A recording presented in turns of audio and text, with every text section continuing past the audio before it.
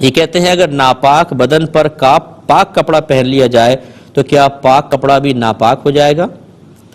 دیکھیں، ناپاک بدن سے مراد دو ہو سکتے ہیں. ایک یہ کہ اس پہ نجاست حکمیہ طاری ہو، یعنی ایسی نجاست جو آپ چھو نہیں سکتے، اس کی سمیل نہیں ہوتی، نظر نہیں آتی، جیسے بے وضو پن یا حالت جنابت، یا کسی بہن کا حالت حیض و نفاس میں ہونا.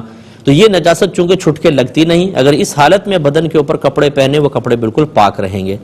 دوسری نجاست حقیقیہ ہوتی ہے، جس کو آپ دیکھ سکتے ہیں، جس کو چھو سکتے ہیں، جس کی اسمیل وغیرہ ہوتی ہے، جیسے بچے کا پیشاب، یا بچے دودھ نکال دیتے ہیں جو وہ دودھ کی الٹی کر دیتے ہیں، یہ ناپاک اور پیشاب کی طرح نجاست غلیظہ ہے. یہ اگر بدن پہ لگی تھی اور گیلی تھی، ابھی آپ نے اس پہ لباس پہن لیا اور اس سے لباس گیلا ہو گیا، تو لازم بات ہے کہ وہ ناپاک ہوگا. ہاں، اگر پیشاب بدن پہ لگا تھا، خشک ہو گیا، اسمیل بھی ختم ہو گئی، وہ جگہ ناپاک رہے گی. لیکن آپ نے کپڑے پہن لیے اور کپڑے کے اندر اس پیشاب کی اسمیل وغیرہ نہیں آئی، کوئی اثرات وغیرہ نہیں آئے، تو اب یہ کپڑے پاک رہیں گے کیونکہ نجاست کا اثر ظاہر نہیں ہو رہا.